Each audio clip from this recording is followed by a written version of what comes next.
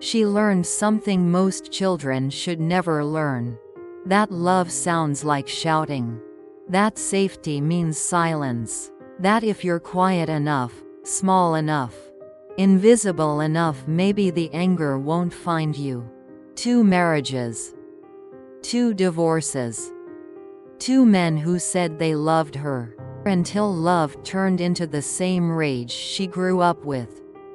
After the second time, she sat in her car in the rain, sobbing, and asked the question she'd been afraid to ask her whole life.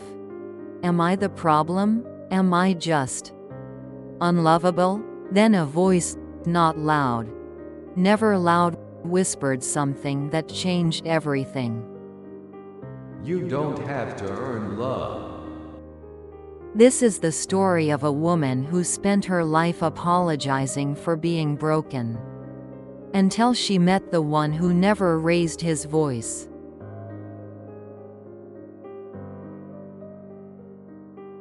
She learned to stay quiet long before she learned to speak. Because in her house, the one with faded wallpaper and too many secrets, silence was safer than words. Her father's anger filled every corner, every room, every breath. She could hear it coming, the heavy footsteps in the hallway, the tone in his voice that meant run, hide, disappear. Every slammed door taught her that love was loud and dangerous. Every broken glass taught her that she was always one wrong word away from making it worse. So she learned to shrink, learned to smile when she was scared, learned to say, "I'm sorry," even when she didn't know what she'd done wrong. By the time she was 12, she'd perfected the art of becoming invisible. And she told herself, when I grow up, I will never marry a man like him. Never. I'll find someone kind, someone gentle, someone safe. She promised herself that. She meant it. But life has a cruel way of repeating what's unhealed.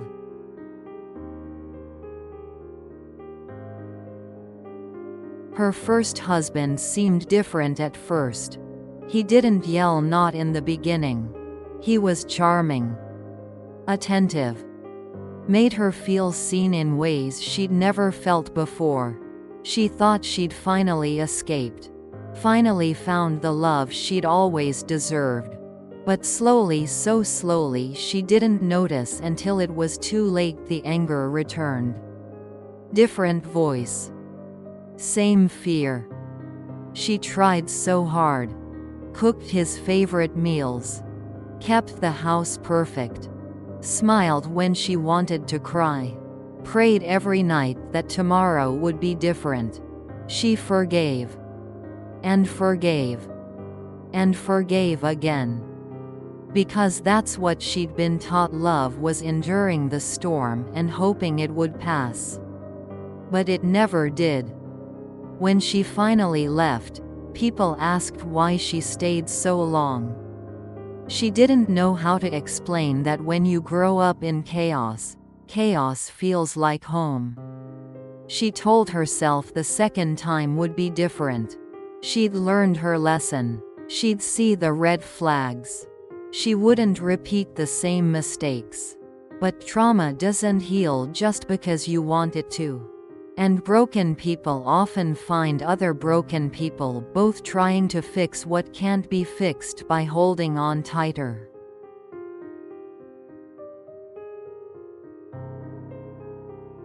The second marriage was quieter. But quiet doesn't always mean safe. This time, the anger was colder, more calculated, hidden behind closed doors and careful words that cut deeper than shouting ever did. When she left the second time, she didn't cry. She just felt empty. Like she'd been hollowed out from the inside. 2 divorces. 2 heartbreaks. 2 failures, at least that's what it felt like. She started to believe the voice that had whispered in the back of her mind since childhood. You're the problem. You're unlovable. You're unfixable. Something is fundamentally wrong with you.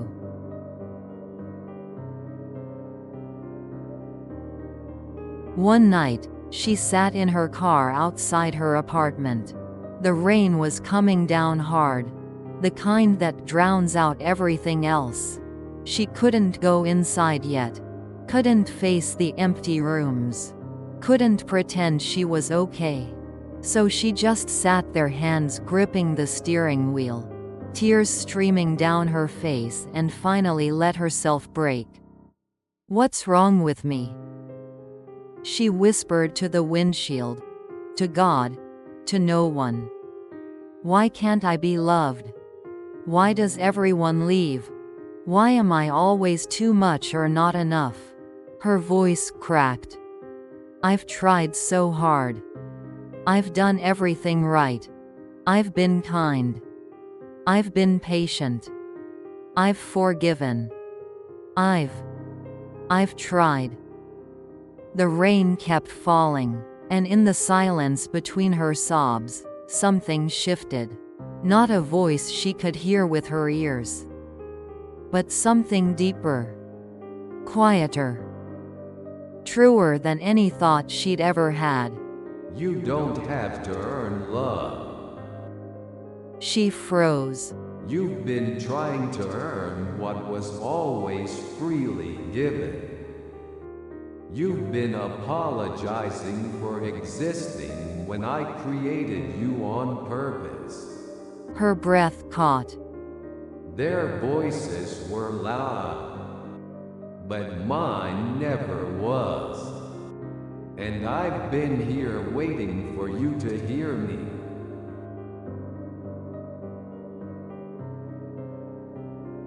She didn't wake up the next morning magically healed. Trauma doesn't work that way. But something had changed. She stopped replaying every fight in her head, trying to figure out what she could have done differently. She stopped apologizing for being human. She stopped believing that love had to be earned through perfection. For the first time in her life, she started to believe that maybe, just maybe, she wasn't the problem. That maybe she'd been trying to water dead plants, expecting them to bloom. That maybe she'd been speaking a language of gentleness to people who only understood violence. And that wasn't her fault. She started going to therapy. Started learning about trauma bonds and cycles and why we recreate what feels familiar even when it hurts. She started reading the Bible differently, not as rules to follow to earn God's approval, but as love letters from someone who'd never raised his voice at her. She found verses that felt like they'd been written just for her.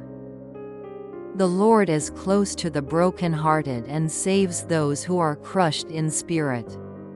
Psalm chapter 34:18. Come to me, all you who are weary and burdened, and I will give you rest. Matthew chapter 11:28. Rest. Not striving. Not earning. Just rest. She started believing it, slowly, carefully, one day at a time.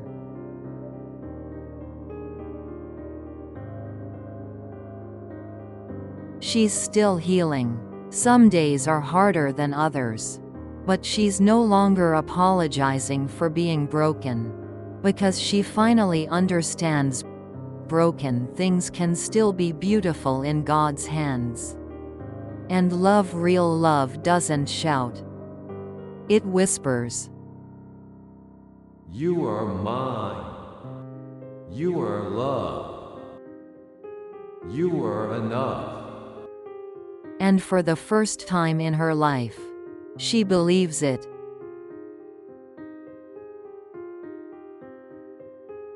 If this story touched your heart, if you've ever felt unlovable, if you've ever wondered why love always seems to hurt, If you've spent your life apologizing for simply existing, please know, you are not the problem. Subscribe to Mustard Seed Stories. Every week, we share real stories of pain, healing, and grace because no one should feel alone in the silence. And if you know someone who needs to hear this, share it with them. Sometimes the most powerful thing we can do is remind someone they're not alone.